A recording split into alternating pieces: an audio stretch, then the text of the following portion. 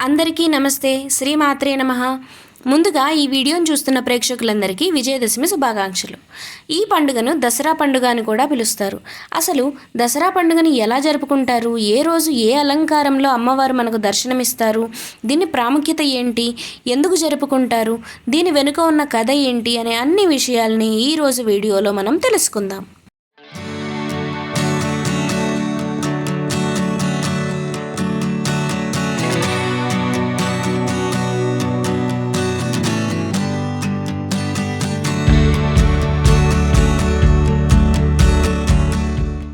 దసరా హిందువుల ముఖ్యమైన పండుగ.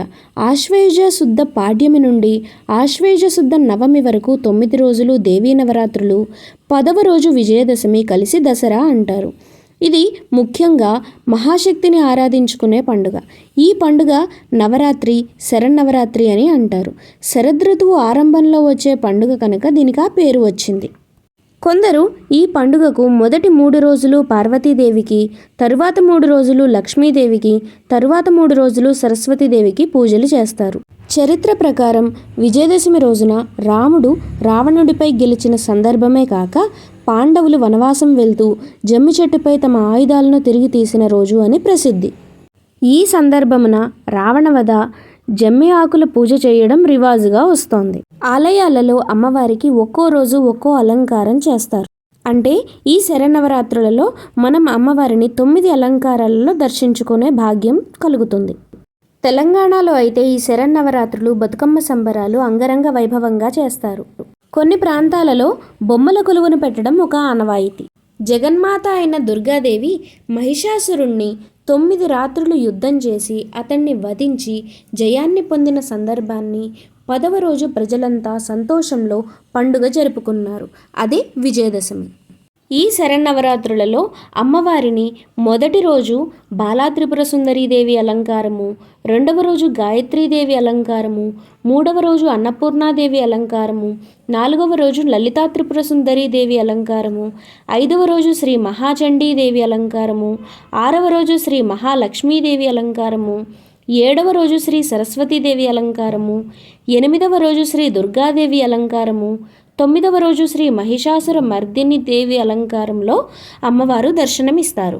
ఇక 10వ రోజు అంటే చివరి రోజైన విజయదశమి రోజున అమ్మవారు శ్రీ రాజరాజేశ్వరి దేవి అలంకారములో మనకు దర్శనం ఇస్తారు. పూర్వం మహిషాసురుడు అనే రాక్షసుడు అమరత్వాన్ని పొందడానికి ఘోర తపస్సు చేసి బ్రహ్మదేవుణ్ణి ప్రసన్నం చేసుకున్నాడు. కానీ బ్రహ్మదేవుడు అమరత్వాన్ని ప్రసాదించడానికి నిరాకరించడంతో మహిషాసురుడు స్త్రీ కేవలం ఒక అబల, తన వల్ల ఎటువంటి హాని జరగదు అని భావించి పురుషుల వల్ల తనకు మరణం సంభవించకుండా వరం పొందాడు. తర్వాత వరగర్వితుడైన మహిషాసురుడు అందరినీ హింసిస్తూ చివరికి దేవతలతో యుద్ధం చేసి ఓడించి ఇంద్ర పదవిని చేపట్టాడు. మహిషాసురుని ఆగడాలను తట్టుకోలేక ముక్కోటి దేవతలు త్రిమూర్తుల వద్దకు వచ్చి విన్నవించుకున్నారు. అప్పుడు త్రిమూర్తుల తేజం ఒక చోట కలిసి ఒక స్త్రీ రూపమై జన్మించింది. శివుని తేజం ముఖముగా, విష్ణువు తేజం బాహువులుగా, బ్రహ్మ తేజం పాదాలుగా కలిగిన మంగళమూర్తిగా అవతరించిన ఆమె 18 బాహువుల్ని కలిగి ఉంది. ఆమెకు శివుడు త్రిశూలమును, విష్ణువు చక్రమును, ఇంద్రుడు వజ్రాయుధమును, వరుణదేవుడు పాశమును, బ్రహ్మదేవుడు అక్షరమాలను కమండలమును, హిమవంతుడు వాహనముగా సింహమును ఇచ్చారు. ఇలా సర్వదేవతల ఆయుధములను సమకూర్చుకొని మహిషాసురుణ్ణి సైన్యముతో తలపడి భీకరమైన పోరు సల్పింది. మహిషాసురుని తరపున యుద్ధంలో పాల్గొన్న ఉదద్రుడు, మహాహనుడు, అసిలోముడు, భాష్కలుడు, బిడాలుడు మొదలైన వారిని సంహరించిన తరువాత మహిషాసురునితో తలపడింది. ఈ యుద్ధములో దేవి వాహనమైన సింహము శత్రువులను చీల్చి చెండాడింది. ఈ విధముగా అప్పటి నుండి మహిషాసురుని సంహరించిన దినము దసరా పర్వదినముగా ప్రజలు ఉత్సవాలు జరుపుకుంటారు. ఈ ఉత్సవాలను దేశమంతా వివిధ రూపాలలో జరుపుకుంటారు.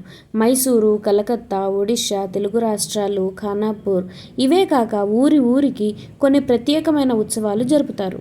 మైసూరు మహారాజు పాలన కాలం నుండి వైభవంగా దసరా ఉత్సవాలు జరపడం ఆనవాయితీ. తెలంగాణ ప్రజలు దసరా సమయంలో బతుకమ్మ ఉత్సవాలు చేస్తారు. మొదటి రోజు నుండి బతుకమ్మను పూలతో అలంకరించి 9 రోజులు ఒకచోట స్త్రీలంతా చేరి ఆటపాటలు పాడి ఆనందిస్తారు. చివరి రోజు బతుకమ్మను నిమజ్జనం చేసి తర్వాత పండుగ జరుపుకుంటారు. విజయవాడ ప్రధాన ఆలయాలలో బెజవాడ కనకదుర్గమ్మ ఆలయం ఒకటి. ఇక్కడ నవరాత్రి 9 రోజులు వైభవంగా ఉత్సవాలు నిర్వహించి విజయదశమి నాటికి కృష్ణానదిలో తెప్పోత్సవం చేస్తారు. ఆ తర్వాత ఊరేగింపుగా ప్రభలు వస్తాయి. ఆ ప్రభలలో బేతాళ నృత్యం ప్రదర్శిస్తారు. ఈ బేతాళ నృత్య ప్రదర్శన విజయవాడ యొక్క ప్రత్యేకత. ఈ దసరా పండుగ సమాజానికి చెప్పే సందేశాలు ఏంటంటే, చెడుపై ఎప్పుడూ మంచే గెలుస్తుంది, అసత్యంపై ఎప్పుడూ సత్యమే గెలుస్తుంది, అధర్మంపై ధర్మమే గెలుస్తుంది. అంతేకాదు, ఒక స్త్రీ ఏమీ చేయలేని ఒక దౌర్బల్యమైన అబలగా భావించే ఏ మనిషి అయినా పరాజయం పాలవక తప్పదు అని ఈ పండుగ సమాజానికి తెలియజేస్తోంది.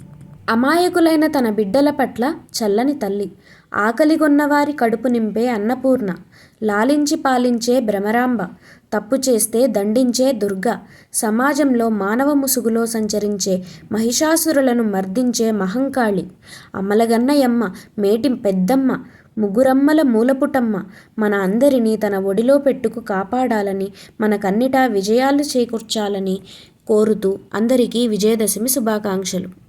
ఈ వీడియో మీకు నచ్చినట్లయితే లైక్ చేయండి, షేర్ చేయండి, అలాగే మన ఛానల్ని సబ్స్క్రైబ్ చేసుకోండి. మరో వీడియోతో మళ్ళీ మీ ముందుకు వస్తాను. అప్పటి వరకు బాయ్ బాయ్.